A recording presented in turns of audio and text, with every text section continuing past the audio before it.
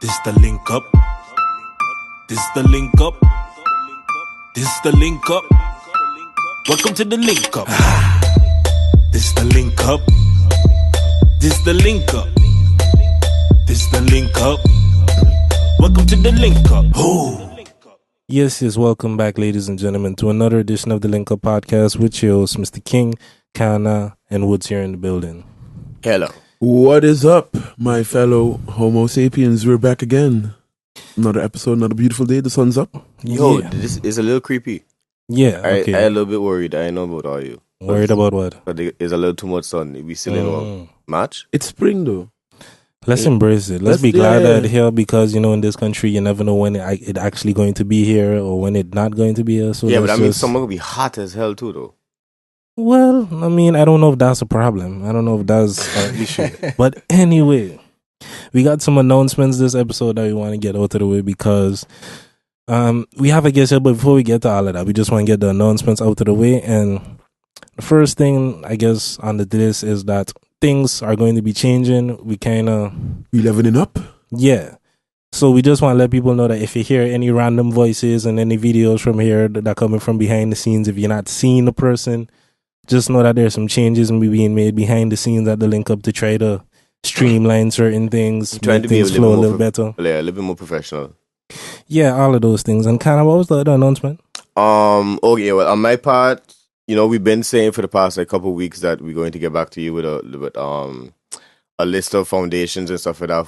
Those who in St. Martin, you can go and volunteer at. We finally got that list, but I'm going to talk about that a little after the episode. Well, towards the end. So stay tuned. Yeah, as well as structures wise, I guess we kind of trying to do a little bit of plug-in in the beginning of the episode because we realized that people don't necessarily tune in all the time to the end because we had people not even knowing that Woods is like a real DJ and stuff like that. So we're trying to avoid that to let people know that, there's some actual work that be going on in there and stuff. And Woods is also my real last name. It's not just an artist name or something. Yeah. Fun fact, King's last name is also King. Yeah. No, my last name is not Kana. Don't. No. Okay. All right. So I think with all that being said, it's time that we get into the actual show. And the first thing on the agenda is that we got Mario Gonsalves here in the building once again. Thanks for having me. His second time here on the podcast. I mean, we're going to ask Mario if you want to go through a quick little biography again. But for those who want to get to know Mario a little bit more detailed, he was on episode 50. So, you know, if you want to get a lot more detailed background, you can always go check that episode. Maybe Woods can do like a little 15-second introduction because he did a good last time. Okay, who is Woods? You already know who I am. Well, actually, y'all don't know who I am because you didn't even know I was a DJ. But who is Mario Gonsalves? Well, on more personal note, good friend of mine, consider him my brother. Man started off with music, then shifted towards making more graphical stuff, editing. Then from that, this man shifted on to making a satire comedy YouTube channel. Told us about some of his reckless past and all that, all the kind of mischievous things he used to be getting into. Things that a teenager would do with a camera around the time. But then he leveled up himself. He said, you know what, I want to do bigger and better things. Went to the States, went to LA, studied in arguably one of the best filmmaking schools in LA. Met some very credible directors there, and then he came back with a mission. And with that, what that mission entailed was him then coming to the Netherlands and achieving his dream. And that's why he's here today, to talk more about his dream. So now this is the man who's the owner of the company Recent, if I'm not mistaken. Yeah, man, 1 year. Okay, then. And this is the project that we're here to talk about today is, I mean, I think that's something that you could take the lead on better. I believe when you was here the first time, you mentioned it a little bit that you had this project that was coming up and it was still like... Oh, this is it? According to me, this is it. If I'm not mistaken. Like you was telling us about a project that was like something that was more close to home. It's an evolution of that. Oh, because I think we were still on the Venezuela one back then. Back then. So basically is that same what do you call it? It's that same project, but the concept switched, especially due to research. The Venezuela, I was researching like 3-4 themes, and the Venezuela was one of them. And I ain't gonna lie, man, that's something I definitely still want to do, but it's so big. I wouldn't be able to do it on my own. How you mean? Budget wise and planning wise. You have, because if you want to do it good, you want to be there and show the real images. And just to get into the country, I had people offer me security and everything like that, but you have to find a crew that's willing to go with you as well. You have to make sure that the insurances are covered. So it's a really, really big project to do, but it's definitely something I want to do because it's I think it's needed for the people over there, you know, and especially that Mario Woods come from Aruba. A lot of our friends are also from Venezuela, so but so when it became too big, I started doing other researches, and I ended up back home actually between the street boys, and now most of the street boys are in a like sort of biking community. So I was on the street just filming like mad bike stunts and all of that. Cops coming, we fleeing the spot like crazy. But that was for my research. And once I got back to Holland,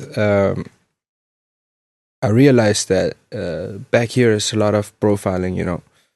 So when you see boys from the Bijlmer together, Dutch people, for example, it's kind of like not the most positive image that they get from that, you know. And I started linking that between me and my friends.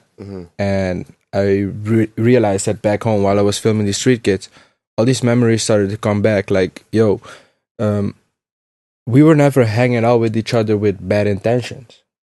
We actually understood each other, I think, understood the pain. And we did bad shit. But between us, it was never like, yo, we're here together to like mess up somebody else. Yeah, okay. It wasn't ever like that. It was just friends. It was just homies. And then I wanted to make a film about that, about immigrants in this country. And the story that I chose is also a story close to me, which is growing up without your father and looking for that, trying to fill that emptiness between your friends on the street.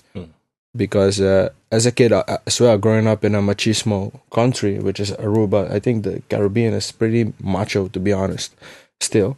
You kind of have this weak image of a woman that I had back then. And I didn't think my mother was capable of teaching me the things that a father needed to teach me. So I went and looked for that on the streets, and that's what I want to explain to people in this film. But then also from a migrant perspective in Holland. I feel like that's definitely something a lot of people can relate to, like you said, in the Caribbean and even beyond that. Just sadly, it's a way too common story that there's like so much. I don't know. It's just sad that it's so common that fathers either not in the home or they left, divorces, just the broken home type of thing. So I feel like it's something that a lot of people definitely can relate to. But what's the title of it? It's called Patroon. That's like patterns in Dutch.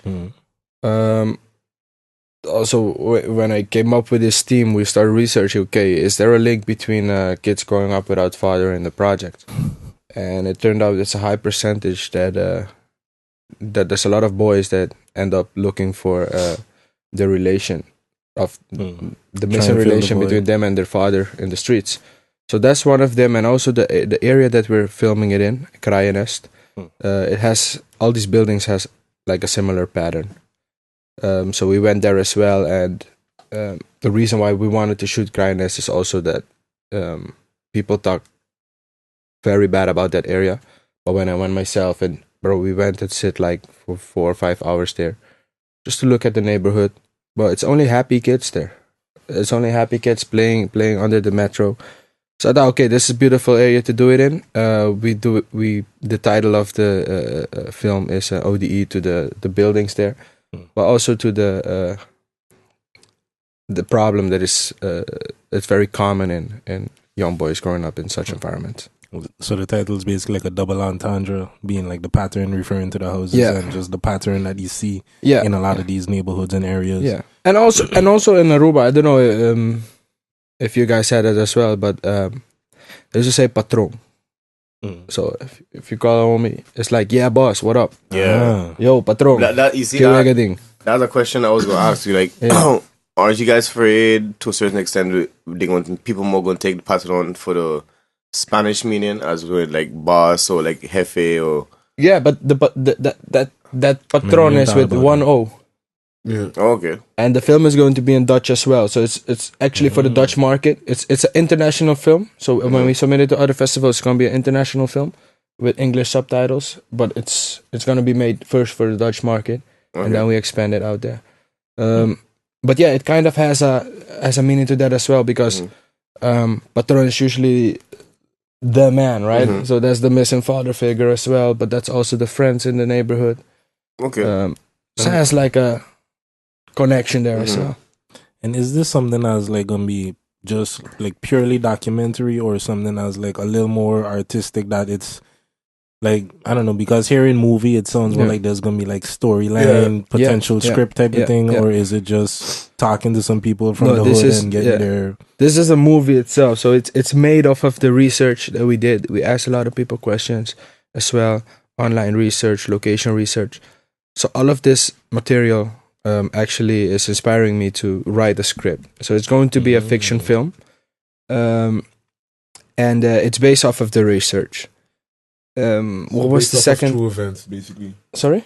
Based off of events that happened. Inspired by. Yeah. It's inspired by that, but it's also a little bit fictionized, if you can. If you've seen Moonlight or Mid-90s by Jonah Hill that just came out, Moonlight is good. It needs to be in that direction. Okay. Certainly interesting. I have a question that's not necessarily based about the movie, but like the fact that you were saying before, for instance, this bad stigma that kids have that don't have like parents, or like some of your friends who are just hanging out, they have a bad image. Isn't that image somewhat warranted though? Because I mean, be honest with yourself. If I see a group of like 6-7 kids, maybe between 17, 18, and you walking by yourself at night, you gonna tense up a little bit? Because I go to tense up a little bit. Well, you putting it into a context that at night by yourself. But that's where the stigma comes from, no? During the day, people ain't scared of black. I mean, white people ain't as scared as black people during the day. Imagine I don't know about that. Have you ever sat in a chair? To me, like, when he was saying that, all of it just made me think of, for example, us chilling on the block in Ebenezer back on St. Martin. And for example, anytime police would come, the perception of what they have in their head just because they see guys on the block chilling, we would like, my generation, or like us in particular, we wasn't doing nothing. It wasn't even until a certain point, there wasn't even no drugs on the block. Nobody was smoking weed. Yeah, but let's be real at the same time too, King. We get away a lot on that same block because of where we was. People know Ebenezer, we wasn't doing shit. Yeah, so why you come in and harassing us in the first place? It's just you have these assumptions in your head about what we doing, just because you see in the imagery of, I don't know, let's say 5 guys on a corner chilling. You don't know what is going on there. And like Mario was saying, it could just be when he went and he saw it's just kids playing, having a good time and stuff like that. It's nothing nefarious. It don't mean that at no point nothing would we would never do nothing bad, because I mean we got into our own share of mischief doing stupid stuff as well. But I mean, it wasn't necessarily just like us chilling on the block is the source of that problem. Is like we just got her in there. Just to get back to your point, right? So just to give you an example, the way I want to portray this movie is to so like you say, right? It looks skeptical, and I'm not gonna lie, there are gangs, there are boys that do violent shit out there. But at the same time, there's moments between these kids that they have these conversations, right? These really intimate conversations that boys have sometimes, that I think people don't think that we men are capable of, or boys from the street are capable of. So those moments, those moments that give depth and meaning to me, myself, in my life, but also to the character in the film, those are the things I want to bring forward and show people, yo, there's an other side to this as well, you know. So that I think that because when people see that, they can have a better understanding of us as well. Us meaning the people that can identify with these characters in the film. But then, okay, true. But then, isn't it our responsibility to give them that better image of us? If we don't, then who's going to do it? That's the thing. Because in Moonlight as well, the reason why they made the film Moonlight was so that they can share. The guy that wrote Moonlight, actually, he gave me advice on this film as well. He told me, yo, write what you've experienced, write what you know. Doesn't mean you have to write it the same, but you have to base the story. Pull it from a real place. Yeah, pull it from a real place. Pull it from your pain, your struggles.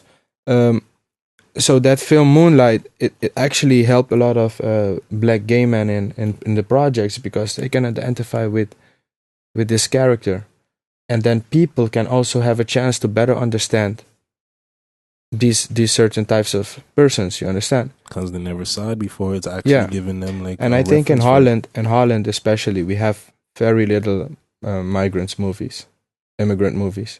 Okay, but I can't say nothing about the Dutch movie And market. the ones 'cause that we do have it's tends to be alleen maar nette leaning- mensen. The ones that we do have with tends to Shantino, leans more to comedy and Stereotypes. yeah. I mean, Shantino, nothing wrong about that. It's comedy. I Supposed think to be comedy like is that, if it's funny to me. All right, but at the same time, I think the film fund should be investing in also serious stories that help make this country a better place. Certainly agree with that. I don't know. I guess where my whole point was going was that, okay, cool. You know, the I guess you can say the quote unquote gangs, they have a deep inside. It's just not, you know, let's just be tough and all that. But I guess what I was saying is that we have to be accountable for it as well, because there's a lot of people that we know that's in these streets doing these things, and they could do, but they have opportunities and options to do something else. Yeah. They choose to do this. Yeah, but that's the thing as well. This film is not about the gangsters. Mm-hmm. It's not about the people that are deep involved in criminal organizations, but it's more about the kids growing up in that environment and Okay. to feel comfortable, you know. Because when you grow up in the projects, to be honest, you look up to the gangsters and the most violent guys out there, the ones that got the most respect. When you grow up in the project, for me, it was like that. But eventually, this film will also teach you a lesson, though, because in the end, he does grow out of it. Because I want to show people as well that it's also the process of manhood, from boyhood to becoming a man. So between all this street things and the relationship he has with his mother, which is a very conflicting relationship because they can't understand each other, his friends, where he feels very good, he makes a decision for himself in the end. Because in the end, I think, like you said, we all have our own choices, and he has to make his own as well in order to grow up as a man. But that doesn't mean he has to break all connections with his friends from the streets. But it's gonna be interesting. At what stage is the movie currently in? Like, is there a script already, or like what phase? Right now we have the baseline, so that's like a script without dialogue. That's just to see the general idea of the flow of the story. So you'd have like a bunch of scenes. I think we have 20 scenes right now, and we're still moving scenes. Okay, this scene can come here, just to see the way the movie flows. Once we have that locked, we're gonna add the dialogue in. Then it's going to be like, I think 25, 26 page script, and each page is like a minute or something.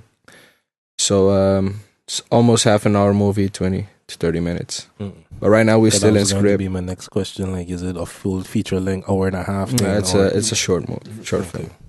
We also have a bunch of permits already arranged. We also have a crowdfunding, which also needs to get fulfilled. What's the goal on that? Was there? That's 14,500 euros. I got a lot of questions. People asking me why so much. But I think Is that a lot for a film? it's not. It's Like, not. Woods knows. Like Like, he's been producing for me a couple of I times. mean, it's not a feature length, but still, like, Yeah. Oh, there's yeah. a lot of stuff that goes Yeah. into it. Imagine a 3 just a minute. music video. Yeah, costs more than that. Yeah. Yeah. Just a music video, which is 3 minutes, and now you have something that's going to take. Can you give the people some ideas to where like the money would be going to? Yeah, so locations is definitely one. Transport, camera equipment is very expensive. Of course, we want to pay the actors something as well. The crew is doing it for free. But like hard disk are very expensive. It's a bunch of stuff that like production wise. And yeah, although we're getting a lot of stuff for free, there's still some costs that you really can't avoid. Mm-hmm. Like right now, Vice.com actually emailed me yesterday, no, 2 days ago, and they told me, remember we got offices for you guys, so we can use their offices, and they also offered us editing suite. We got another company that did a color grading. They're gonna do the color grading for us, and that cost 4,000 euros alone. So we keeping it as low as possible, but we estimate that this is the cost that we are going to give out. I think I myself, I'm already like assuming that I'm gonna put 5K of my own money as well in it, just because there's some things that you really can't avoid. Passion project to some degree as well. Yeah, man. Yeah. But with that said, I just want to give a quick shout out to a homie of mine, Lee, because he's an avid listener. He listened to practically every episode since we meet, and he has personally hit me up about sending him the link for the project, for the crowdfunding, Right. and he personally going to go and donate as well. That's So cool, man. shout out to you, Lee.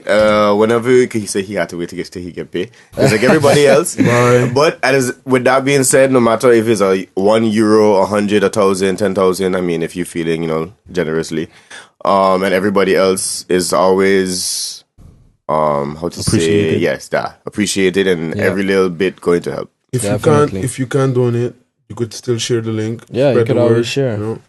Yeah, if y'all didn't realize, me and Woods also working with Mario. Yeah.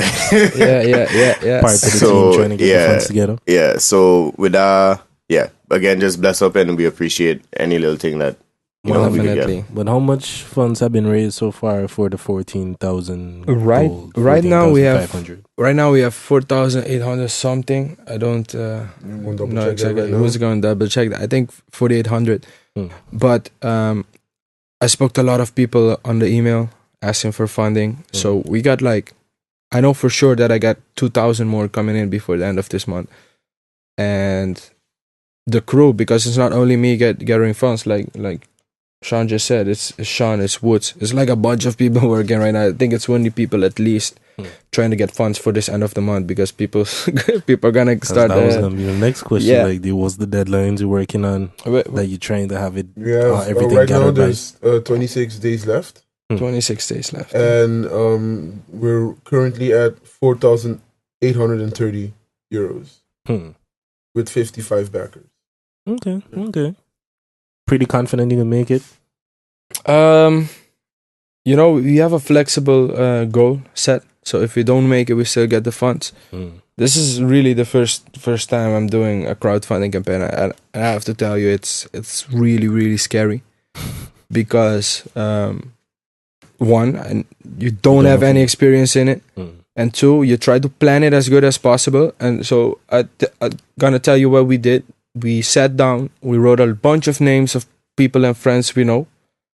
I'm gonna be very honest with you, like maybe 5% of that list donated.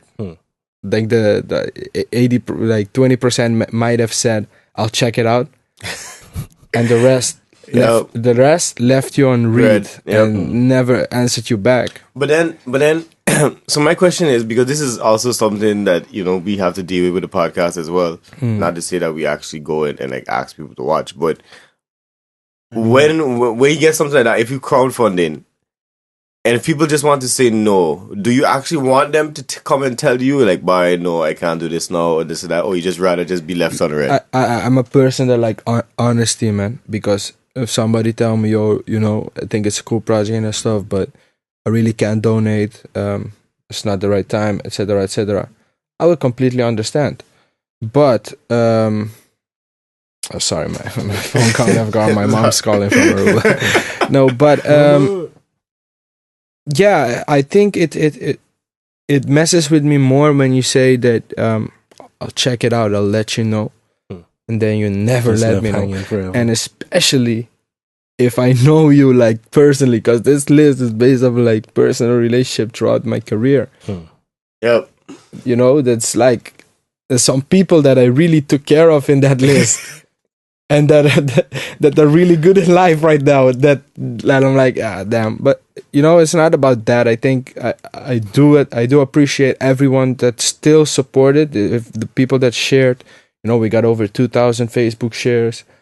There's a lot of people supporting, man. I think it's better to look at that than to look at the issues that come. But it's definitely a life lesson for me as well, because you learn from these, and you learn not to expect anything from anyone. To be honest. Yeah, that's one of the sad realities. Nobody really owes you anything. It's like, Nope. you would like it if they did support. But so what we're doing now is like I have Facebook promotions running in Aruba and Curaçao, and especially Rotterdam, Den Haag, like really Antillian heavy places.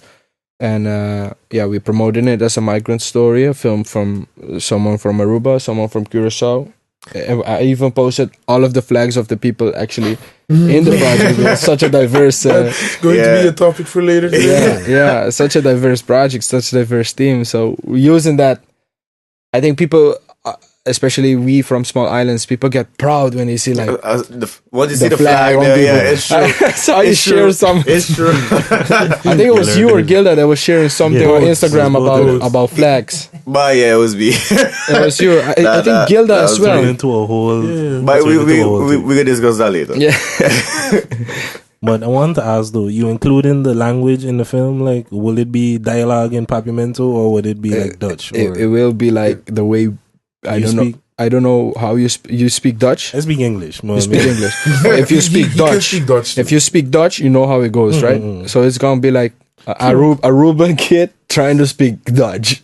So it's not gonna be perfect dialogue. It's gonna be broken. It's gonna be that immigrant dialogue. Have that slang. Heavy street, Okay. Interesting. Is there a word for that? Like street language. Strata. I was gonna say let's call it Pladotch or something. I don't know. Pladotch. Okay.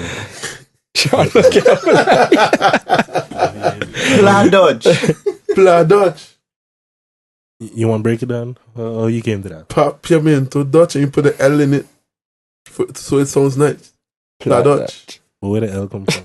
Boy. Why Where the L come in, dog? Yo, the L is just the language for the tune. Language. L from language. L is for see, that's why it's not my father right here. Give me the bullshit. No, don't support this stupidness, man. Jesus Christ. All my people that speak in Pladotch, don't stop now. Chase your dreams. All right. No, fuck your dreams, okay? Wow, Kana. Fuck your dreams. Okay, so we're not putting no respect on those people's dreams. No. Okay then. None. Shit. Maybe distract. I was gonna ask a fucking question on this Malcolm he plaid shit. Oh, you had said something earlier that I found a little interesting. You had mentioned that growing up, because you didn't have your father figure there, you didn't really think your mother had what it takes to raise a son. Yeah. Do you think we don't give our mothers enough credit? I definitely... As Caribbean men? I think when you grow up... Okay, maybe not me, because my father was there, so I can't really speak too much of that whole missing void thing. I know from growing up and becoming more conscious of where I come from, I started realizing all the things my mother did for me. And bro, that broke my heart, because I was such a rebel kid, you know. I'm gonna give you an example, man. Like in my house, we barely had Christmas trees. Like I think like 1 or 2 times we had a Christmas tree. My birthdays were the smallest, or I didn't even get parties at times. And one time, at school, all these kids, these street kids, they were in Cars jeans, Nikes, and my mom was working hard. She didn't have the money for that, and it was my birthday, so I thought, okay, you know, I'm finally going to get one wish of the year that where I can ask for something I want, right? As a kid, those are the important things for you. On your birthday, that's a special day for you. And that's also coming back in the film. The film actually starts on this birthday with this kid and his mother, and his father is not there. Okay. So my mom picked me up from school. I went in the car and I got 2 sticker books from animals. And coming from school where there's so much peer pressure there, and entering the car, and in my mother's mind, she's like, oh yeah, she's very happy to give me these, but just the stress that I had to deal with as a kid already, I got angry, I got mad because I got sticker books and not a Guards jeans or some shoes. And that hurts me so much till this day, because I know that my mother didn't do it with that intention. You know, and that's She also did what she could. Exactly, she did everything she could. And to be honest, the machismo mentality as well, that kind of messed me up, because I know that my mother is stronger than a lot of men I know, you know. So I think it's important. That's why I think it's important that this film be made, because it shows this topic. It makes us think about it, and hopefully that young kids, if they do watch it, but I don't think it's aimed toward younger kids. But if 16, 17, 18-year-olds watch it, I hope that they do realize fast. Because hearing you say that, like, make me think back, like, you know, I never said it out loud, but I didn't appreciate my mother as much as I should have back then. You know, something as simple as just, you know, having the dishes washed, which, you know, by the time your mother get home. But, you know, just something as simple as that, like, wow, yo, I was a little bastard. Or forget to take the chicken out the freezer. Yeah, man. I was ungrateful, but I ain't even gonna lie. I was You know, the one ungrateful. thing, like, in my house, because like my father was there, but my mom was like, I noticed from early on that my mother was the one that's holding this house somewhat together, because my father is like me. No, my father is worse than me. Like, my father is like a child, but he works. And my mother is like if I was living with my father, like, I could do anything that. Like, take the car when I was 12, stuff like that, no. Yeah. When my mother found that out, I know, dog. I was frightened of my mother, but I respected her, but that's because my father, you know, father figure. He a kid. I love him, but he a kid. Okay, so your sense now. I met Wood's father. Wood's father looks chill, man. He's chill. Like, your so father ain't a father figure, so you probably had like a best friend type something. He's not a best friend. I mean, he's still my father, but he's. Well, Wood's mother is a caring mother. I can My understand mother is the hard one. My father's more loose. He's a loosey goosey. Don't say that. Bye. Don't Loosey say goosey. that. That's what the man want to describe it. Let them handle it then. But that's like, you know, leading to different conversations. Pause. I was not meaning that. Exactly. I helping you not set up yourself, okay? Okay. Because No King one already was thinking about that. King already made comments about, oh, now we understand words a little better. So, you know, that would mean, okay, that means you going down that road as well. So I just tried to help me help you. Okay, then. Next up on the topic. I mean, is that, like, a lot of what you're saying is things I can relate to, because, like, my father, he kind of dipped out pretty early in my life, so it's just me and my mother and my brother growing up. So a lot of what you're saying is definitely things I could understand, and I had the same feeling in a lot of ways, and I definitely was unappreciative of a lot of things that my mother did for me. Me and my brother is like, it wasn't necessarily the same thing, because there wasn't much feeling. There wasn't any times when she'd be like, okay, we ain't got no money, she ain't got no money now, or whatever. But it was never nothing serious in the sense that it was days we went hungry or anything like that. There was always food in the house. There was always like whatever we needed for the most part we had. So I never looked at it in no kind of way. But there's certainly times when you feel like if there was a father around, things might have been different, even though it might seem trivial, just simple things where if my mother say I can't go to this place, that's pretty much just the end of it type of thing. There's ask your father. Question, nobody else to ask. There's nobody else to ask. If she can't get you it, there's no ask your father for this, because there's nobody to ask in them situations. But so I definitely get a lot of where you're coming from. Yeah, man. It's I think especially for a kid it's difficult to understand that, but when you grow up, I mean, you realize all these things, and then it's really the time to do something about it, or tell your mother straight up. I like confront that past that you had. And this is kind of my personal confrontation as well, because besides doing it for all the communities that identifies with this, it's like also to show my mother, like, you know, I'm aware of it. Yeah, I'm aware of it. I'm trying. I know I was a cunt, but you know, I'm trying to do something. I'm trying to make something out of it, you know, and show you that you did good. You know, you did good. It's not every day you hear someone admit they were a cunt. Well, I didn't. Yeah, he did. He said that. I could legit say, even as growing up, I was a cunt, because my mother, again, just like King Owen, did the best that she could. We would never went hungry. We never had things. As a matter of fact, I might have been more well off than a lot of the kids in my neighborhood or my things surrounding. I would probably agree. So that's why I can say I was a cunt, because I didn't appreciate as well. I would just be legit home the whole day, and I do a goddamn thing. Like, not one thing around the house, not even take out the garbage. So I could say I was a cunt. Yeah. But even because I have similar things with that as well. But in some ways, I feel as though, like, if there was a father there, if I'm being completely honest, I would not have been that way. In the sense that I feel like there's a way that mothers tend to raise their male children in particular, where it's like they could take it, they too soft with them, basically. Like, they allow in a certain way the men children or the boy children to take advantage of them. There's a level of softness and leeway, and okay, don't worry, I'll still do this for you, you ain't gotta do it. There's like, but I don't know. I find I'm a like example A in that one, because that's one of the things that I always cuss about my mother. As much as my mother, King could tell you, my mother is one of, like, we call her the quote unquote one of the Ebenezer mothers. Because if it wasn't by my house, he was by another partner house down the road, or he was by Sly. Screw them house or yeah. So it's one of those, that triangle. It's one of us. If one of us wasn't by somebody, it was by somebody else. So, like, my mother is like hella caring, hella things. She would consider everybody else on before she consider herself, and that's I inherit from her as well, and that's a positive and a negative. Yeah, positive because I care about others and all that kind of hippie crappy shit.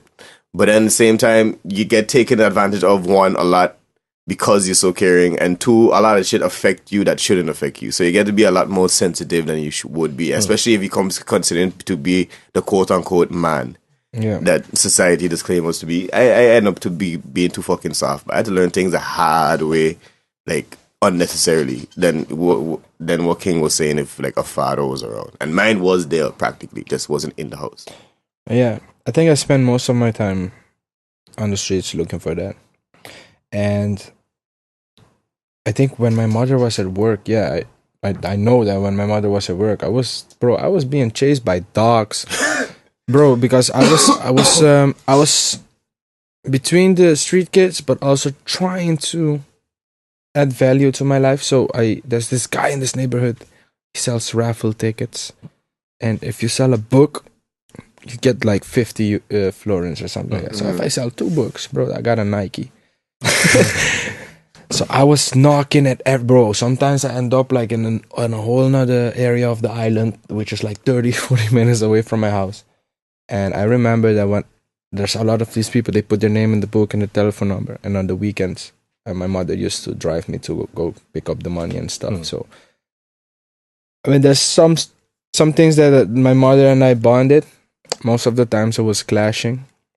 But for me as a kid, I know that experience, it was, now that you think back on all those things, you're like, damn, does a kid really have to do that though? Like as a young boy, do you really have to go? I understand you can work or something like that, and I understand not all families come in the best situation as well, but I feel like my shit was very hurtful for me, as a kid, like, painful as to, like, for a shoe. But it's also because the environment peer pressures you so much on, if you don't have this. Do you think that is the peer pressure more than anything else though? I think it's all of it together. I think it's the peer pressure definitely that's what works on you as a kid, for yeah, sure. and your mentality, like, okay, what's important in life, and then to go have to struggle for that, and then also cause issues between you and your mother while there shouldn't be any issues at all. That's the things that was really hurtful for me. Okay, I guess when it comes to that deep, I can't say I relate because I was a little bit more well off because all the clashes I had with my mother was again because I was a cunt. If I have to look back at it, is legit. Every time my mother really cussed me because I was doing some dumb shit, and back then I was doing a lot of dumb shit. But I can't say that's necessarily because my father wasn't necessarily in the house. Because while my father was around, he was a provider. He wasn't there physically. Yeah. So to be quite honest, the day my father moved out the house was the happiest day for me because I get the best of both worlds. I could go my father if I want some shit, and if I want to actually go somewhere because I live with my mother, you just ask her for some, and then she gonna tell me no. I have my father to have that whole strict thing. So for me, it was perfect, but I could understand from other perspective how that could be traumatizing or not having a father figure there. Period. Not traumatizing, but you feel like you're legit missing something. Yeah. I can't remember if your father was there the whole time you had grown up in Kana Woods, but Yeah. So but you were only child too. So how? If your father had dipped out, you find it would have changed had a big impact on how you had grown up. Especially you how you describe your father did just now. Yeah, because in the sense my father taught me more street, because my father is more a street man in a sense. He knows more about the streets and things I should not do. He used my family as a canvas, as a canvas that was already painted on, for me to learn from what the past, what the previous people have done. And he told me stories about what he's done, what I should avoid, what I should not do, who I should hang out with, and who I should not hang out with. He bought all of my Nintendos, so made sure I stayed my ass home after school. My father too. So certain things Woods had a lot of cousins in the streets. Yeah. Me too. Some of them are now not on the streets anymore. Yeah. But they're somewhere else. Yeah. And oddly enough, for me personally, that's where some of my issues with my mother came from. In the sense that I feel like my mother sheltered me too much, and I feel like in some ways if there was a father there would have been less baby and less sheltering in certain ways, and just kind of being yo, this is how the world works. Yeah. But because I was my mother's youngest child, she wanted to keep me as the baby in certain ways. That's the thing I thought I learned about as well. If you think about it from a mother's perspective, they don't learn these things, how to raise a child by your own, how to deal with your child's peer pressure. They don't learn it. But if you think about it, my mom screamed a lot at me. If I tell you that my mom came one time in front of all my friends on the streets, grab me, pull me in the car, scream at me, and I had long curly hair because that was a thing back then. Because we were doing bad things, we were just throwing rocks on houses. just. Yeah. But one of the neighbor recognized me and called my mother. But my mother pulled up real quick, grabbed me, shouted at me in front of all my friends, took me to the barber right away. Brian, your hair you let it grow for months. That's painful to watch your hair fall down. And now that I think about it, it's what else can I expected her to do at that point? She's mad, she's furious. People is calling her. It's not. They don't learn this. You're a representation of your mother too. So you just embarrassing her because you just out there doing dumb shit. Who? You? You gotta remember, that's some of the shit we don't. Perspective. Yeah, that's some of the shit we don't think of it back then. The dumb shit we doing, especially when we get found out by our mother's friends and them kind of ones. We are a representation of them. I mean, we come from them. That was always what my mother would tell me anytime, because I never used to iron my clothes. I hated ironing anything, and that was my mother issue all the time. Is people gonna be thinking I ain't raised you right, or this, or this. She just concerned about how. She don't necessarily care about how I look. Really, it's just about how other people gonna perceive it and what they gonna take from that and all kind of stuff. That's my father right there. My father's one of them ones his shirt tuck in his underpants if he could, you know, like that kind of prim and proper. Always got fresh pants, fresh shoes, fresh shirt, every day. Hey, sometimes you gotta put your shirt in your underpants. No, there's no need ever. I think that's the beauty. I think that's the beauty of film, and other forms of art as well. But I think film in particular, you can actually tell these stories the way that you see your story, the way that you see your story, the way that Wood sees his story, the way that I see my story. And what happens then is that we have a better understanding of these issues, right? And then you can say, okay, if my mother saw this film, would she think twice about how she would have reacted that day? You know, that's why I think film is very powerful. It gives us a different, it puts it in perspective, and it gives you a choice.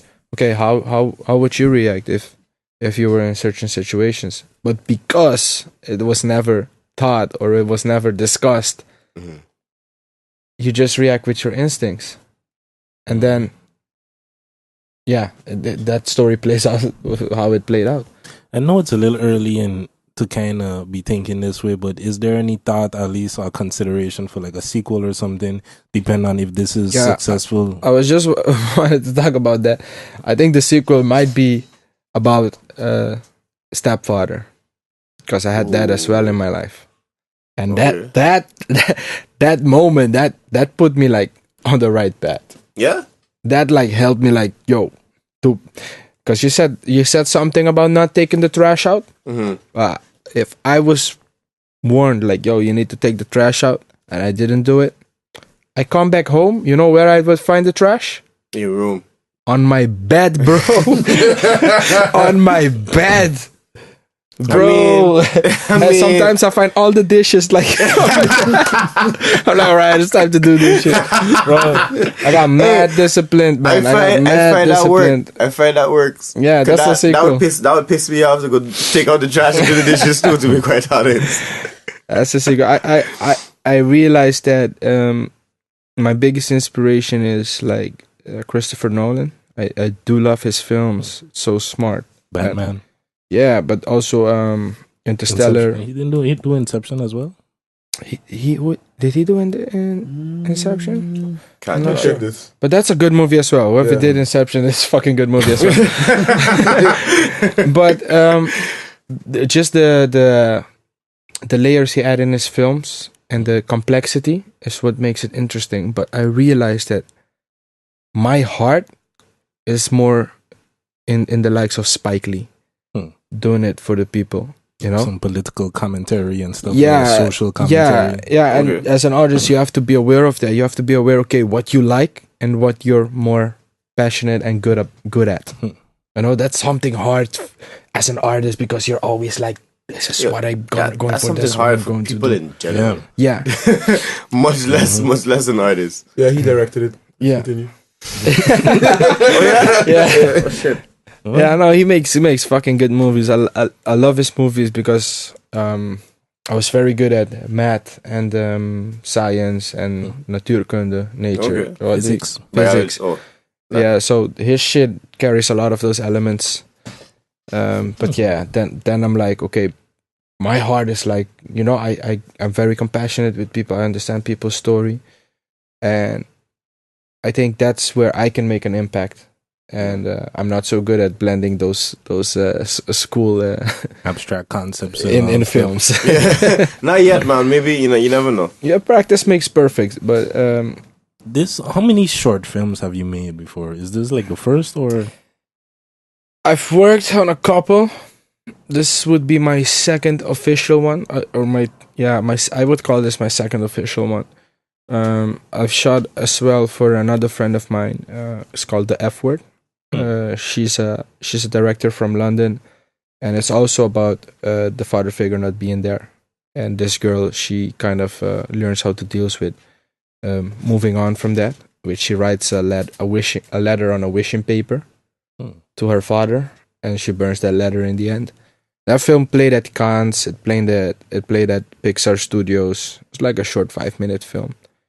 But this would be my full-on like 20-minute. This is like my first like long short Project. film, long short film. Long. Yeah, It's Alright. long, it's long, short it's short. film. Yeah. And like I a mean, sitcom episode, 20 Like- minutes. 30. I know it's still early in the production as well, but is this something that you see yourself wanting to do more of, or is like Definitely. based on this Yeah. experience? Okay. Yeah, because music videos and commercials, you always have to deal with the client on their ideas as well, which I think is also another fun part of this industry. But So this is more you just creating to something that be you truly want to make yourself. truly creative, like an artist writing his own song, you have to be able to do this stuff. And this is where I can show people, okay, this is Mario's pain, this is where he comes from. You can see it in his films, even though the film are not about me, they're about other topics. I still write from my own experiences now. So for example, if it was a film about you and you say you have heavy discussions with your mother, right? They might be about something else. But I think the pain between your discussion and between you and your mother's discussion and me and my mother's discussion, I think the pain is similar because it's a child and mother relationship. Just the context might be different. Or how we choose to show it. Yeah, but how I would write it, how I would approach it is, I would maybe write it in your dialogue the way what you and your mother discussed about. But the emotional content, I would gather that from my own experiences. That makes sense. So that's what I want to do in my own passion project films, and hopefully they don't just be passion projects, but they get money sometime and they can try and support. Yeah, get paid for support, stuff. yeah, because And that's why I was kind of wondering, like, my next question was going to be, like, do you see this being, like, the direction, like, films being more something the direction as the company goes in, or is it more something that this is just something I want to do, but the music videos and the commercials and stuff like that would still be there as, like, the main bread and butter, the thing that actually providing the income for the company to explore stuff like this? Yeah, so my company is raised, we built it between me and Valentino. He's a graphic designer from Rotterdam. So we do graphic and video. But the way we do it as well is we represent upcoming artists, new artists, just artists that graduated but that have a lot of talent. We represent them and pitch them to client without holding them to a contract with us. So they're free to go do anything. We just tell them, yo, do you mind if we can represent you to this client, maybe pitch something for them. So we try to connect clients with creatives, and we do the production in between. But we also produce our own content as well. But most of them are music videos, commercials, branding, identity, cover art. Anything that has to do like with the main Visual. financial industry of this creative market is what we relate that company with. But then again, we also want to have a section in our company where we actually invest in like a passion project for the creatives as well. So I think we're gonna do an exposition soon for a museum as well. So those type of things are also part of the company, which tells the story more than the actual productions that we make. But what exactly would you be doing at this exposition? Like, It's still in the works. you're organizing it, or is like for the company itself to show like the company's work? Well, we got approached by the museum.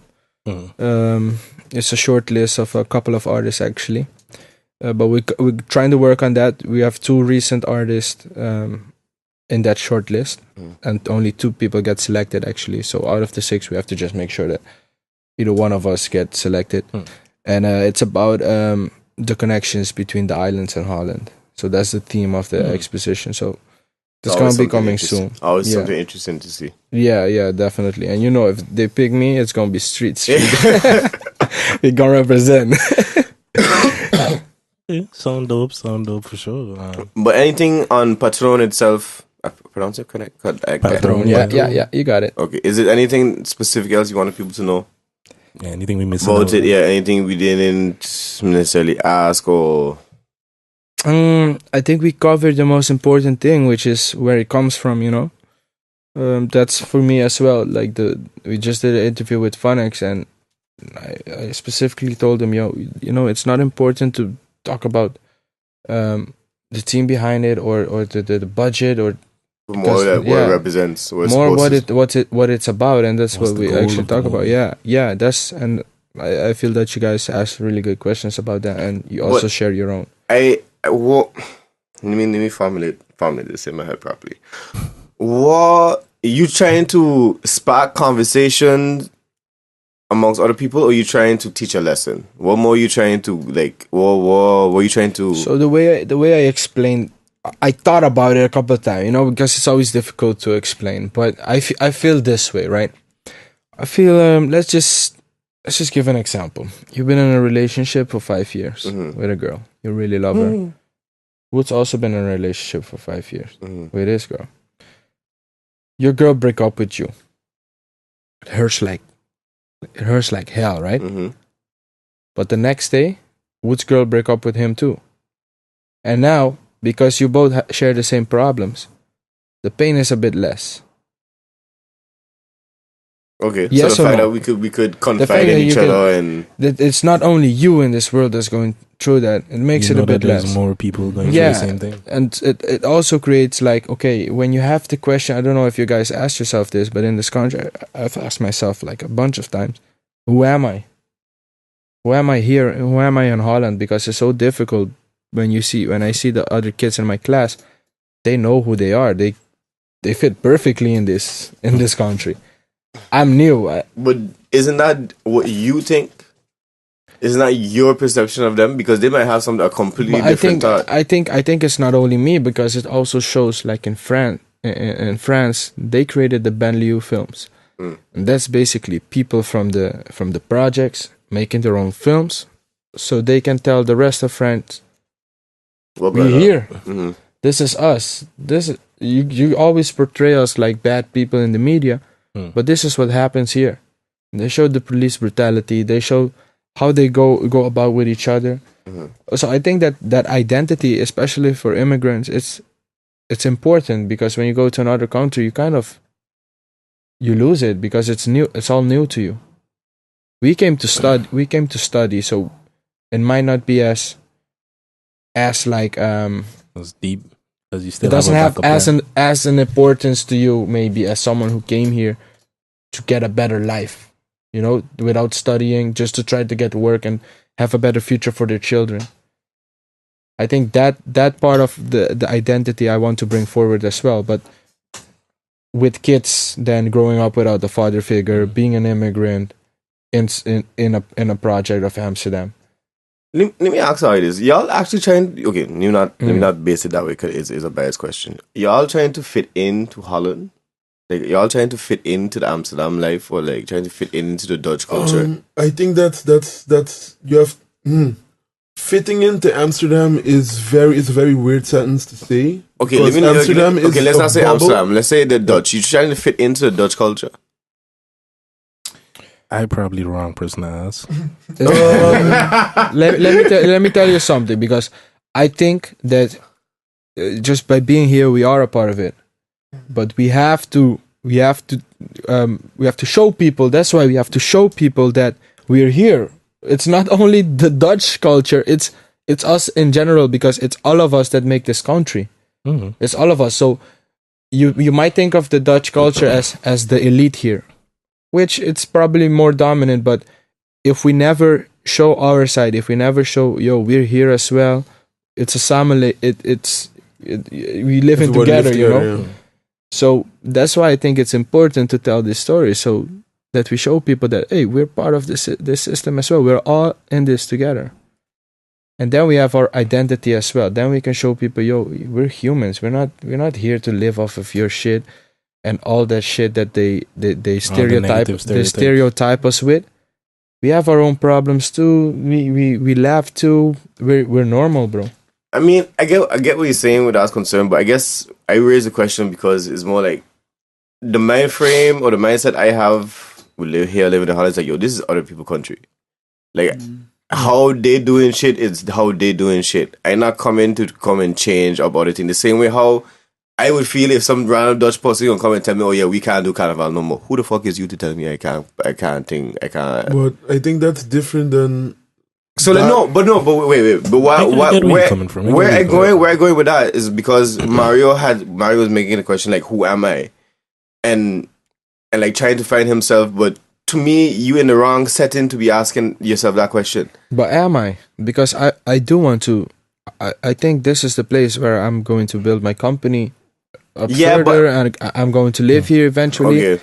I mean, I see myself living here in this country, so I have to create a space where I can identify with, and that others the same as me can identify with as well. But it's not just that. Let's just think about it in general. If you were living on the island stuff, like if you were living in Aruba and you're going to move somewhere where you don't have your parents or your friends or says something stable that you can know you can return to, and you're leaving you're leaving from that island to another island, you'll be going through the same things. Yeah, because it's all new. It's all new. It's a new environment. You have to, your voice is so but if you go in from one place to the next, you have to realize that like action comes reaction. That's what you're going to have to deal with. Yeah, but that's what he means. Yeah, but it's not taught. Again, it's not you don't learn those things. Like, yo, when you get to this country, everybody's gonna like not worry about you. Okay, in that aspect, because how I see it is like, yo, you're not supposed to find yourself here in this country. Like, this is not you. Your place is Aruba. I think, but I think that's a wrong perspective. Yeah. I think that's a wrong perspective in 2019, where commercial travel is so cheap now. Everybody can move anywhere they want in the world. So I think nowhere in the world is only that. Okay, only Americans live here. Only Surinamers live here. Only Arubans live here. Only Dutch people live here.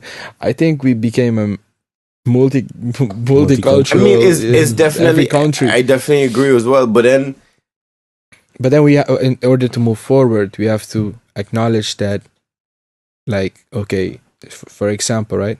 If somebody come to St. Martin and say, I find Carnival offensive, for example, I know that this touches you like right in your heart. I think that instead of just saying, yo, fuck you, you don't belong here, you need to learn about that people's perspective as well. Because I think in the end, we're not gonna have differences in the world if we work together. We're gonna have like a collaborative law system or anything like that. Because you see that all these little things like becoming more and more globalized. Yeah, I think some things are exaggerated. You see, that I would kind of disagree, because while I might take the time, because it's the same for Zwarte Piet, right?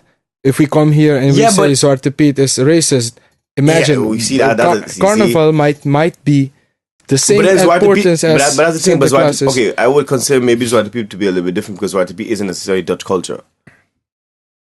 How so? It It is. is. How is it? What I mean is not Dutch culture. I mean, how they portray it as just the person who gives chocolate to this and this and that. The story that they're giving now is not what Zwarte Piet originally was. But unless I hear this incorrectly. Yeah, but it's look. I find it. It is part of Dutch culture. To me, it's exactly the same as a Dutch person saying Carnival is trash. In Aruba, maybe 56 years old. Carnival in St. Martin is now reaching its 50. It's culture. Yeah, Zwarte Piet is. Okay, I misspoke when I said not part of the culture, but I mean more to say the story that they're trying to push on people now, how it's just a kid, children, something. That is not the origin, and is actually based from the whole slavery and stuff like that. I think it's as important for the Dutch people to listen to our point of view on Zwarte Piet as it is for maybe St. Martiners or Arubans to listen to if somebody wants to oppose Carnival. We have to listen to each other, and we have to acknowledge, like, okay, where does it hurt you? How can we make it better? You know. Because I think people put culture above humans' feelings and humans' life. I think people do that.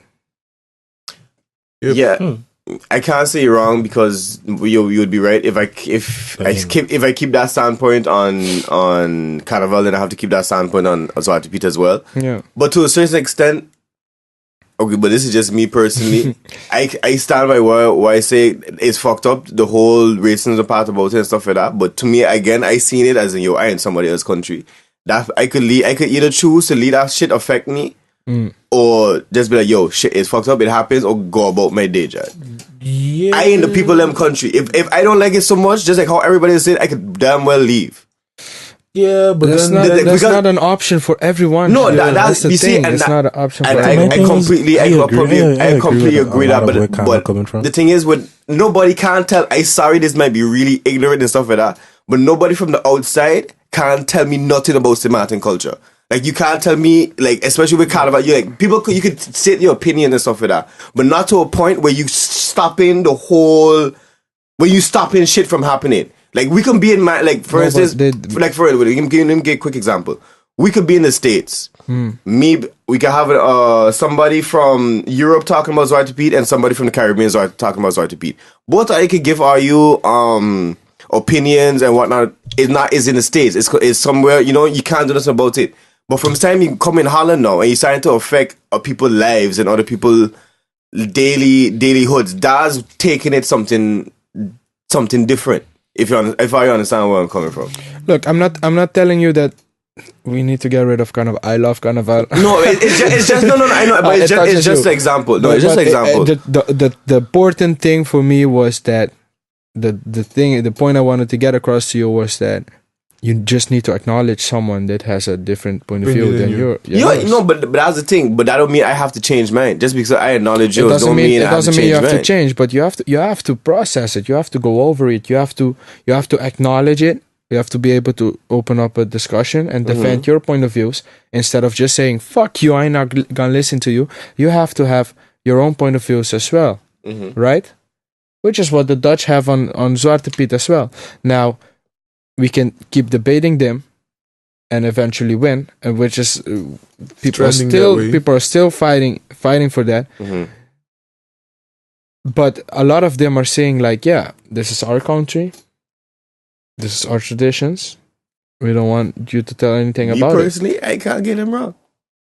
I get it wrong because I think if you're gonna defend something like that, or if you want to defend your culture or something you stand for, when it's being you have to bring facts. You You have to bring facts to the table. And You have to be able to start a decent dialogue instead of screaming at each other like, "Yo, fuck you! This is my country. Get your shit.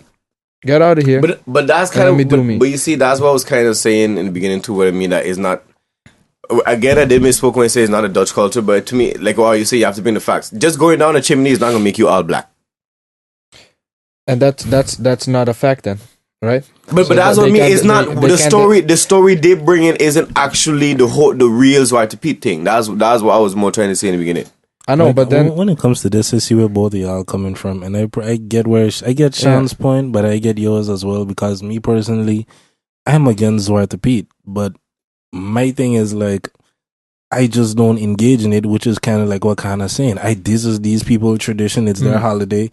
I disagree with it. I'm not going out there to protest against it. I support those who go out there and protest it, but I understand that. But that's already an action. I don't have to go through the same struggle as it. So that's kind of like I take my thing, but it's about more than just me in the sense that I know I can just not go and support it. But to me, I support those people who not in my situation where I could just be like, fuck the Netherlands tomorrow and go back to St. Martin to a country. Like not everybody, like you were saying, not everybody has that capable option. of that. Yeah.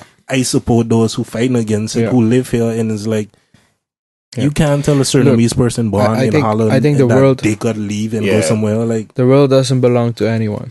I think if you hear, we do have people like with military trying to defend their area.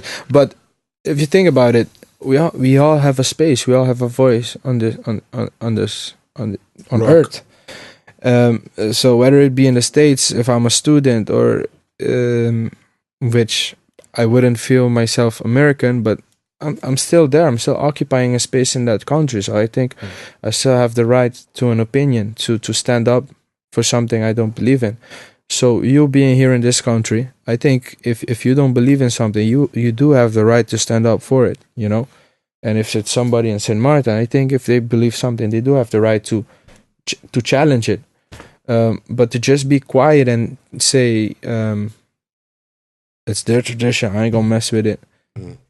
It's like, I don't know about that. I feel where you're coming from, but I still think that together we can make I could definitely understand where you're coming from as well, because technically slavery was a tradition as well. Yep.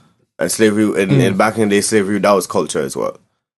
So I understand what he's saying as well, but I don't know. But I guess because like I guess it's the carnival. maybe it's that, but that was just the best example. Like nobody can like that's the worst example. A doctor could come and tell me, yo, chicken leg and Johnny cake, you can't eat that no more. Who the hell is you to tell me why I can't eat? Like I going to accept the examples he gives. Like I going to listen to if you tell me it ain't bad because A, B, C, D. Okay, cool. I take the facts, but like it's up to me to choose whether I going to do what I going to do with that information or not. But I think you can't force me. Yeah, but I don't think to do it. I don't think that the forcing is something that we're discussing. It's like more of having would you that, be okay with having that dialogue and having your opinions challenged. Because a lot of times when your opinions are challenged, what tends to happen is either you have good arguments to bring forward, or you don't have it and you're get personal. And that's when either two things happen. Go back to your country. At that point, either go back two to your things country happen that they really go back and think about it, because there's two extremes. One is the result that you would want to have in that debate, and the other one is the one that they double down. Yeah, and in what we've not mentioned is that there's a good amount of Dutch people that are not for this holiday anymore. They don't even celebrate it because this discussion was brought forward. If everybody stayed quiet, it would have just been a mass. In Amsterdam 5-6 years ago, Sinterklaas was a big thing. It's true. Sinterklaas came and went in Amsterdam. How many Zwarte Piets did you see? It's true.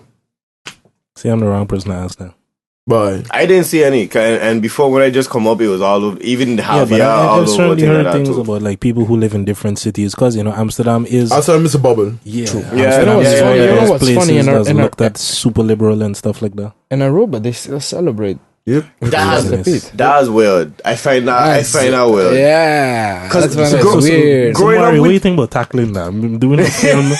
No, but honestly, just like doing a film. You know, Aruba has a lot more issues than Zwarte Piet at the moment. I think you have to focus on other stuff. I think the education, I keep saying this, the education in Aruba, we need to invest heavily in that, so that not in 5 years, but in 10 years, we might be able to progress. We've been saying the same thing about SM too. But I feel like that's why this chair is highly uncomfortable. For those type of reasons is exactly why you could make a film on it, because in my opinion it's like it's not about Zwarte Piet specifically, but that's like a symptom of, like you say, the lack of education. Because if people was aware of the history and everything that is tied to as being a majority black country, or a country in the Caribbean and stuff, we have lots of black people, to be celebrating something that degrades black people is crazy. And that's why it's like, I hate when Dutch people talk about...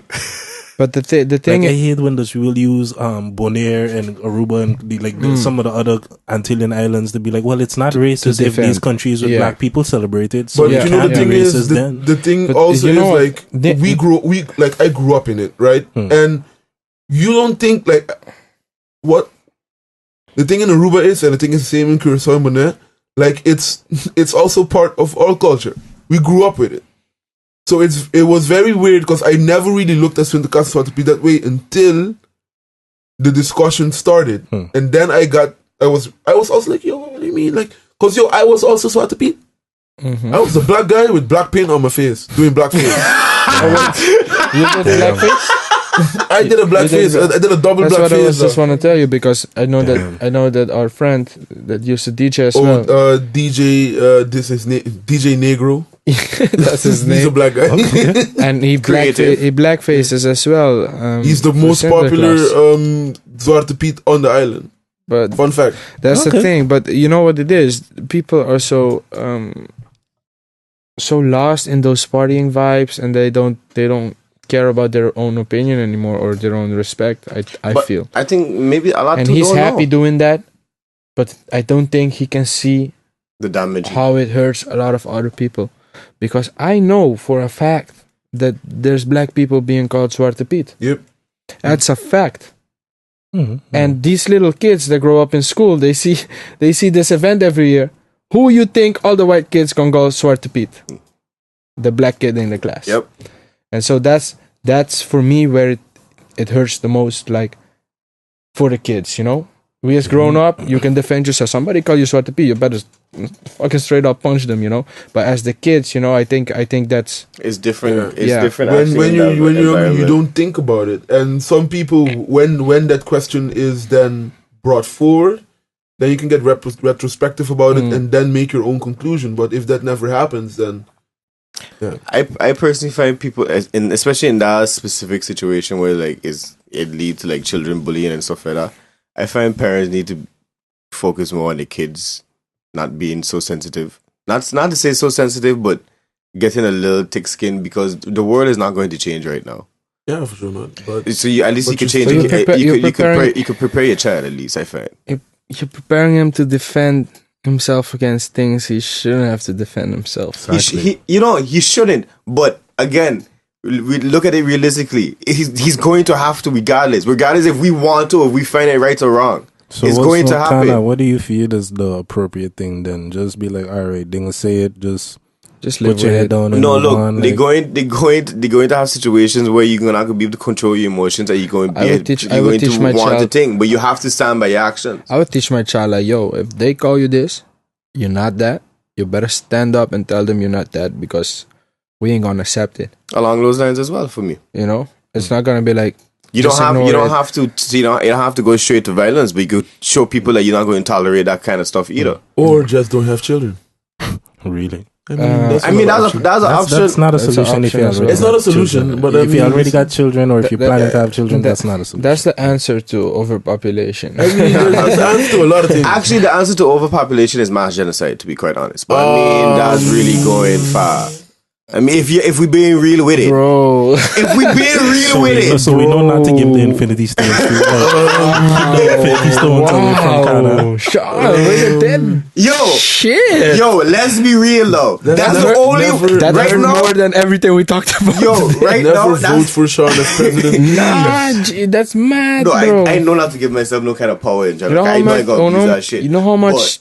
You know how much that would affect like the future if we had like mass genocide. Humans can't be trusted. That depends on what kind Humans of future cannot you're be talking trusted. We are not going to the effect that we have now. We are not going to scale. Oh, that was bad. Oh God! Oh God! My bad. We're not going to Edit scale that that. out. We're not going to scale that back down in the next 10 years. No, we're just but- going to continue fucking up the planet. Humans cannot be trusted. We already fucked up. But the baby generation, the baby boomer generation is over. People are having less kids now. That's good, it's a but fact. it's too late. I mean, I disagree. There's many theories on the whole overpopulation I thing. keep having this discussion. I mean, okay, that okay, I don't this might want believe. kids. I would like to adopt 1 or 2 kids, because then you Okay. help. You know, you don't keep overpopulating this world, I but you also definitely- help 2 children I without definitely parents. can't knock nobody that wants to this do that, is- but I want, me personally, being selfish person that I am at times, I You want want something your own, personally yeah. from my ball bag. like I want something from my own nutsack. So Okay. like, you Oh, know, not sec. You know, like, you know what? You know what's going to happen? Like, this is a joke that I always like. Like, when I'm 30 and everybody saying, yeah, my kid like at 2 or 3, so annoying or so lovable, blah blah blah blah. One day I'm just gonna pop up with a 10-year-old. Like, what's up, 10-year-olds, man? They piss in the toilet. They're body trained. no, but we see I that. used to say a similar thing, that whoever girl like get pregnant, like she can have the child till it get like 10, and then when it's like not annoying, then I mean it's a joke. I don't really Alright, mean none of it, alright, but it's something that I've said Genocide. How many Samaritan people? This shit. Woods, what do you got? What do you have to for today, Woods? I was going to talk. I was going, link up. I was going to talk about people putting cameras in hotel rooms and then putting it on live stream. What? That was my topic for today.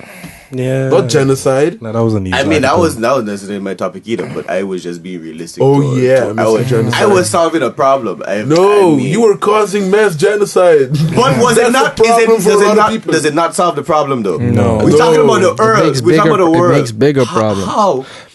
Because people affected by that, the ones that do stay alive, they're gonna have a lot of hate. Yep. A lot of hate, and it's But who do you hate? The it's never government, gonna be whoever it was that forgiven. made that But decision. everybody done dead, so it's They gonna- you know, wasted. So you think the I person think the higher person that's- taxes on multiple kids helps. like don't want to pay more. That's one solution for me. And no taxes for people And that also- don't have children. And Woo! also better education to the entire world, because there's some Again, places. you see, I think the States, for example, I has low I IQ. love all your ideas, but like realistically, do y'all really think that's going to happen anytime soon? Nope. But Okay. It's happening. Like in countries such as Holland, you can see that it's happening. true. Yeah, less people are getting babies. My grandmother and grandfather had 10 kids. I have 0. Yeah, I don't have none either. I am planning to get none. My mother had 1. At my age, I wasn't. Yeah, my parents are. Your mother had disqualified. 1, but my Yeah. mother has like 10 brothers and sisters. Yeah, my mother have like 8. But that's because of the war, right? And I think that's where mass genocide gets fucked up, I because think that's because no social people are media, gonna so be they had more time to fuck. people are gonna be producing mad again because they wanna not lose their heritage or I mean that, but I honestly really think because we have a lot more shit to occupy our time. Like back then, I mean, our grandparents had nothing else to do but fuck. no, but it's because No, I don't wanna imagine it's that. because of the war that Yeah. people started making more babies, because so many humans were dying.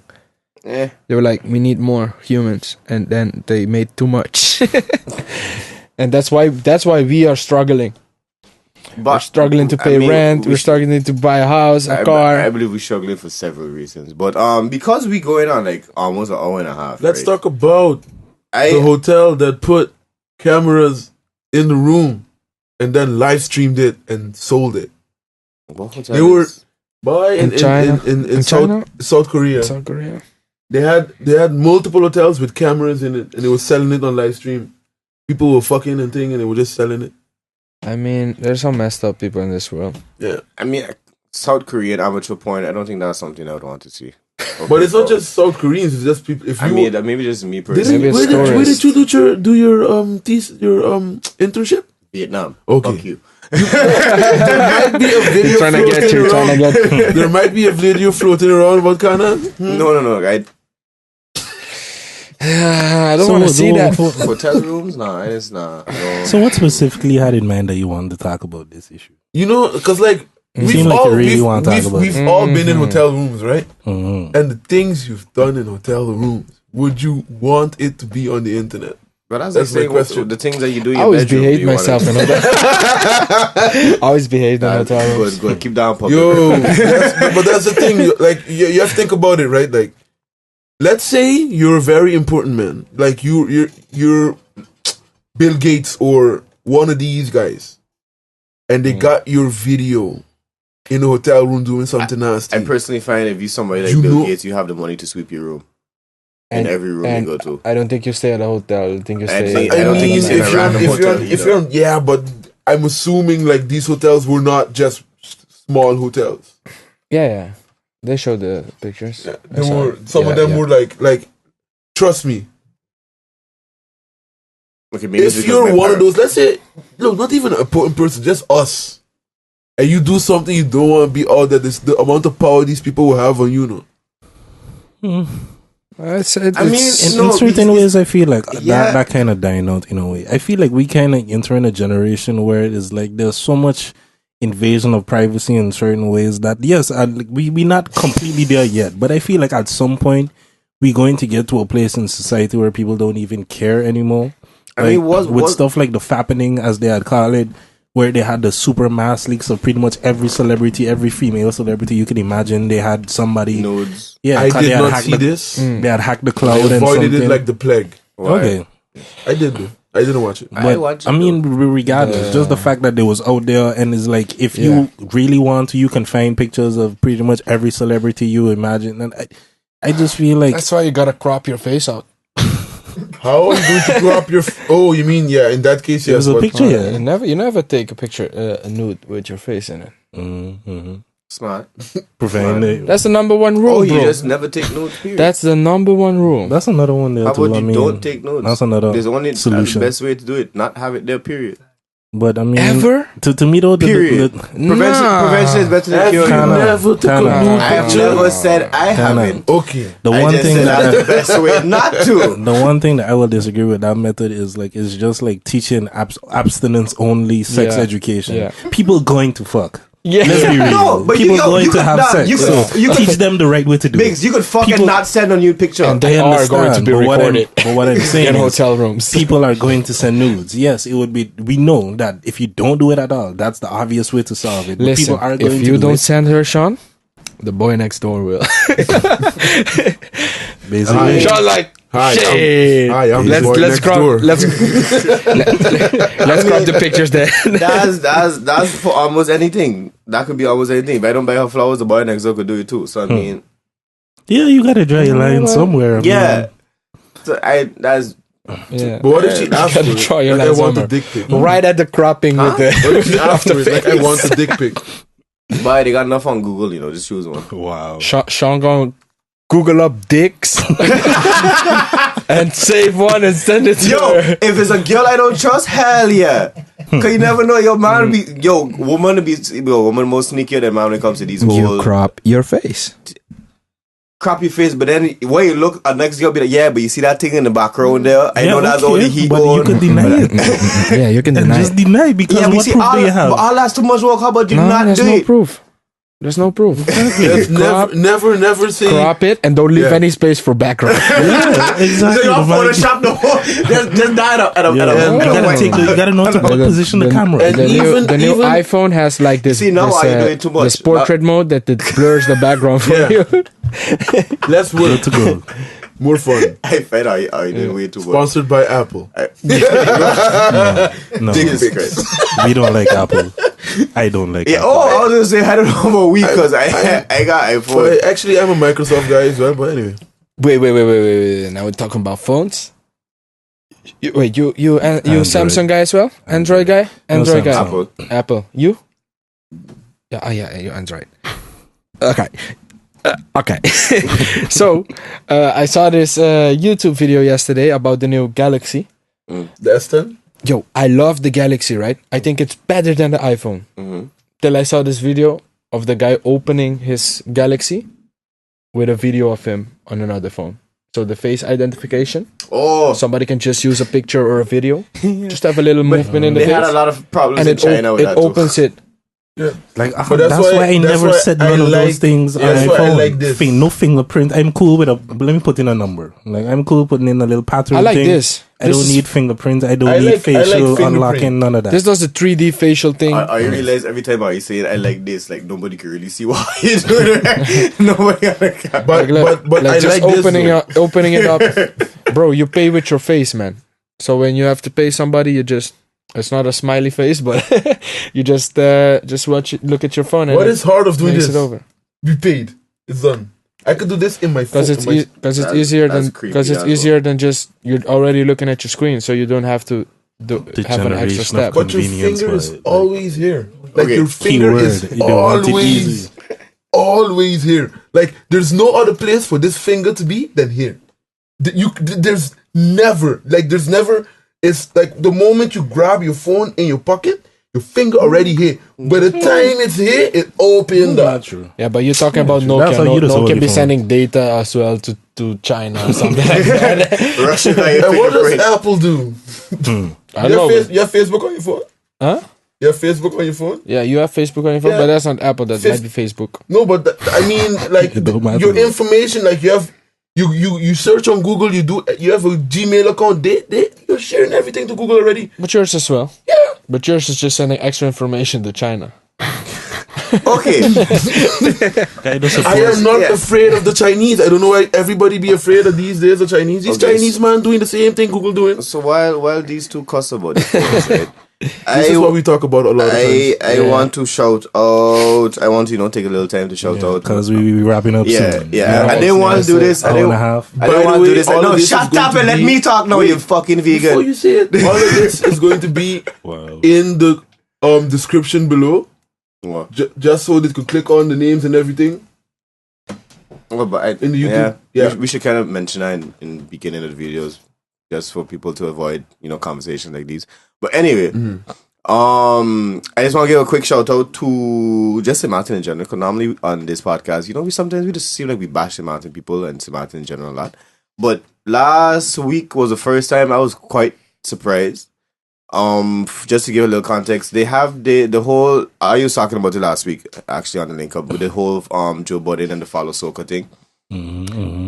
Follow Soca specifically made a whole post about it and all that, and I had seen that they just always put up the Guyanese and Suriname flag on the post representing the Caribbean and whatnot. Yeah, West Indies, but they never have up the St. Martin flag. So I made it my thing to make a comment and ask them why they always put in countries that legit located in South America and always neglect the islands that are actually in the Caribbean, like for instance St. Martin and Sable. I didn't put Sable. The Sable time is next time. St. Martin time now. Bomb now. I see that they had other people see it and like me and Salima, I believe, yeah, me and Salima, shout out Salima, was like, boy, we should just flood the page with St. Martin flags. So we start doing it, and like within a half hour, they had at least like 15, 16 people that I didn't even talk to or don't even have on my Instagram, just flooding the Follow Soca page with St. Martin flags.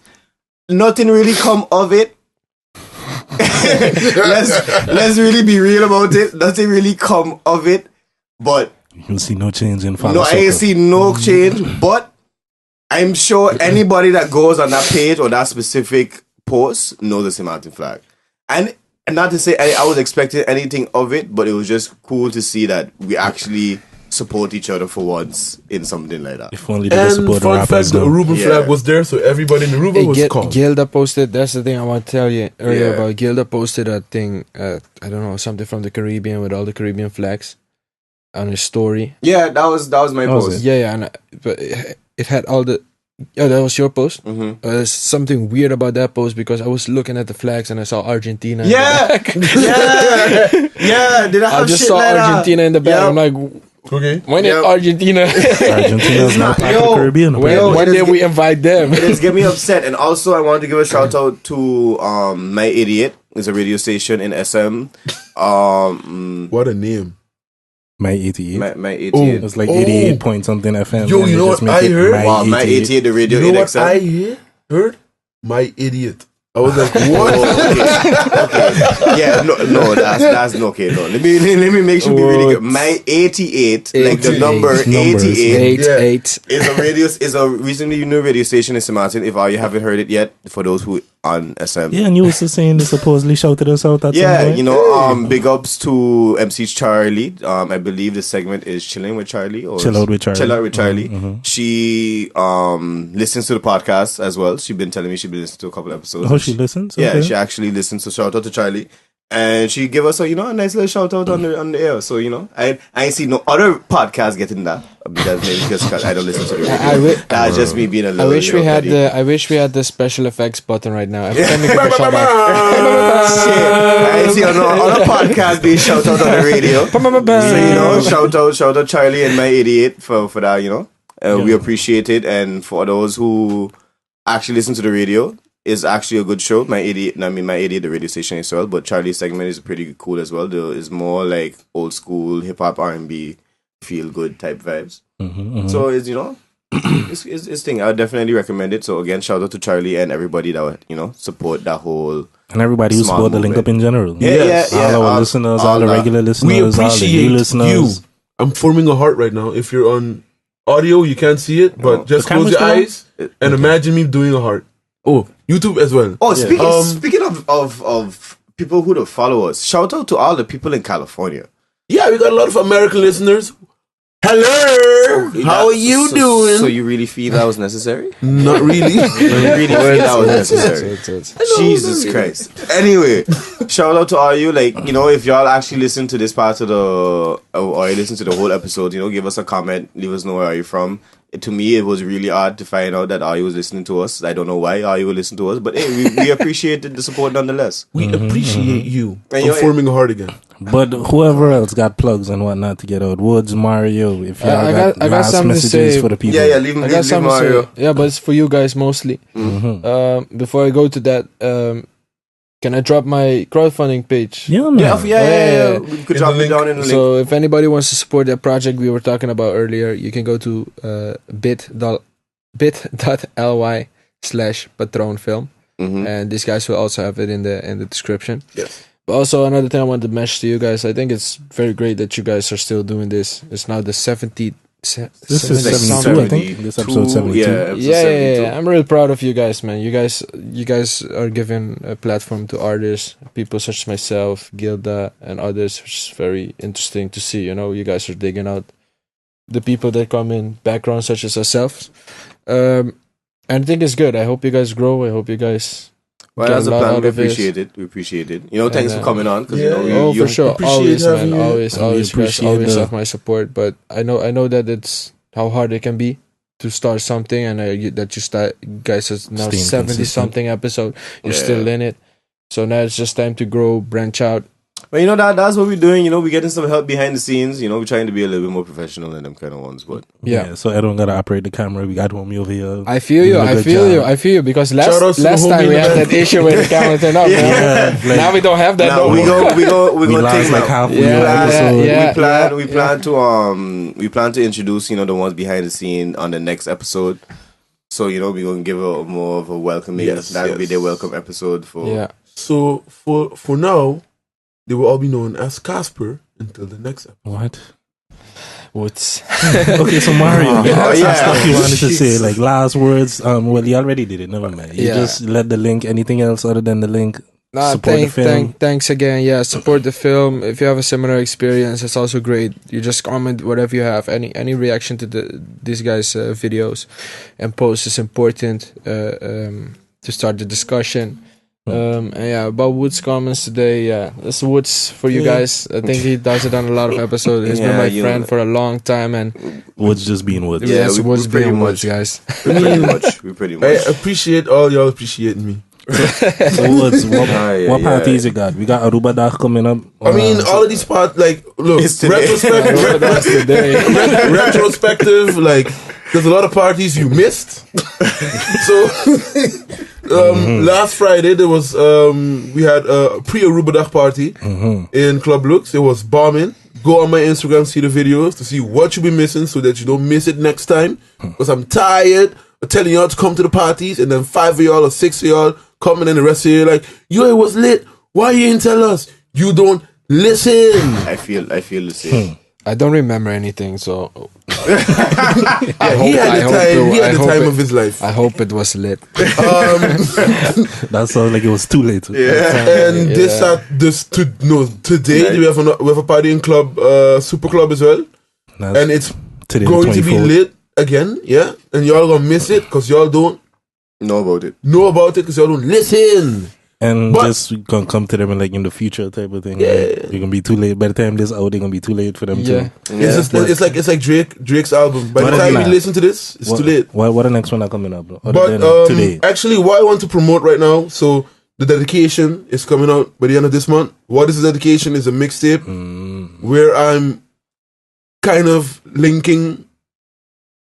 I'm using all the artists that passed through the link up until now, from the time that I've been here. So it's going to be tracks of all the Caribbean, mostly St. Martin, because the situation we're in right now. A lot of St. Martin artist tracks is going to be on this mixtape, alongside with a bunch of Caribbean artists that send me their tracks, and it's appreciation of thinking of the DJs that are also Caribbean, that we don't have to keep going to y'all, but y'all are sending the tracks to us so we can then promote back. So it's a dedication to that as well, and also just my mixtape coming out. That's the concept of my mixtape. It's called The Dedication. Interesting. And this is like new tracks that you making for it, that like, or it's songs from them themselves, and you kind of compiling it. So one of the tracks is going to be a track produced by me completely, but that has nothing to do with the theme of it. You gonna sing on it? Yes. Nice. What's the artist? Yeah. And I'm not an artist. I'm a DJ that happens to sing. Okay. Okay. But I don't want to put myself as an artist. But anyway, but no, it's more of an appreciation mixtape. So it's just like the artist sending you their tracks and you kind of compiling them. Okay. And I'm I'm not gonna put all of the tracks that I got. I'm choosing the best ones. But the ones that are on it, exclusive songs that was already released, or there's like. One of them has not been exclusive, and you're gonna be the first place. One of them has not been released yet. It's called The Dancehall God. Yeah, just okay. So that's the new plug. That's the dog. All right. Listen to my all right. mixtape, please. Please. Well, the only thing I got to plug is that there's a new song by the Three Conscious Cats that is going to be dropping a week from now on the next Friday. I forget what the exact date is, and I kind of too lazy to look it up right now. But the Friday that's coming soon after this podcast drop, we got a song dropping on that day called Fly Over by the Three Conscious Cats, which is me, Cheat Code, and Alto or AC9, whichever name he feels like going by. That would be the 29th of March. Yeah, on that day, the song will be dropping, and listen to all the other stuff that's already out there. Basically, that's all I got for the plugs today. Kana, we gonna do? Oh, okay. So, like we had said in the beginning of the episode, I think we might want to start putting this in the beginning of the episode as well, because it's kind of shame like an hour and like a half now is when we get this information. But either way, hopefully for those who actually made it through this whole episode, what I actually want to do is keep giving y'all a list of, like I was saying before, organizations, and foundations to volunteer for in St. Martin. Instead of just sitting down, not do nothing, give it back to the community. So the first one I'm going to highlight this week is Animal Defenders. Mm-hmm. There's a foundation who try to cater and kind of like quote unquote rescue stray dogs. Their contact person is Mercedes DeWind. I don't think the Miss would want me to be putting her contact information. Actually, if we get it, I think it would make sense. Yeah. If you want to contact her, her number is 553-3116. And that's St. Martin. And that's St. Martin. And that's for those in St. Martin. If you from away and you want to give that number a call, find out somebody from St. Martin and use their phone. or you just plus 721 or whatever. I mean, I was, to be quite honest, I didn't know exactly what it was. So I wasn't the one to give people false information. 721. All right, so it's plus 721, and then the number again is 553-3116. No email? Email is ALMEWI. I don't know what I'm supposed to spell, but that's how it's spelled, at caribserve.net. So again, that is the contact information for Miss Mercedes DeWind, and that is the contact person for Animal Defenders. So yeah, shout out to Animal Defenders. Yeah, shout out to them. And then again, what I try to do each week is name a new foundation or a new charity just to put a little emphasis on giving back to the island. Yeah, we should do this in the beginning. Yeah, probably. Yeah. All right. So now that we are hour and 40 minutes in, I think everything has been said that needs to be said. Yeah. So we could wrap this episode up. So listeners, all y'all that stuck true with us for all this time, we appreciate it. And we'll see y'all the next time we link up. Bless. Yeah.